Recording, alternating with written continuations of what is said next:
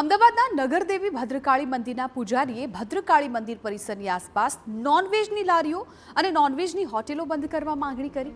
મંદિરના પૂજારીનો દાવો છે કે મંદિર તરફ આવવા જવા રસ્તા ઉપર નોનવેજનું વેચાણ કરતી અસંખ્ય લારીઓ અને દુકાનો છે, જેના કારણે મંદિર પર આવતા ભક્તોએ નોનવેજ દુર્ગંધ સહન કરવી પડે છે। મંદિરના પૂજારીએ કહ્યું કે દર્શનાર્થીઓ પણ અવારનવાર આ અંગે અમને રજૂઆત કરી છે, જેને ધ્યાનમાં રાખીને અમે સરકાર અને અમદાવાદ મનપાને મંદિર પરિસરના 1 કિલોમીટરના વિસ્તારમાં આવેલી નોનવેજની લાયસન્સવાળી અને લાયસન્સ વગરની દુકાનો અને લારીઓ બંધ કરવા માટે રજૂઆત કરીશું। ત્યારે સરકારને આના માટે વ્યવસ્થા કરવી જોઈએ કે નોનવેજની લારીઓ કે દુકાન એટલીસ્ટ 1 કિલોમીટરની આસપાસ તો ન હોવી જોઈએ।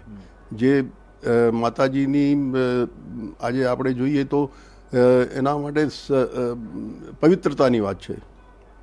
આજે નગરદેવી ભદ્રકાળી માતાજી એક પવિત્ર જગ્યા છે, ત્યાં પવિત્ર ધામ જેવું છે અને પવિત્ર ધામની આજુબાજુ 1-8 કિલોમીટરની અંદર આ વ્યવસ્થા ના હોય તો સારું રહેશે। અમે જરૂર પ્રાર્થના કરીએ છીએ સરકાર પાસેથી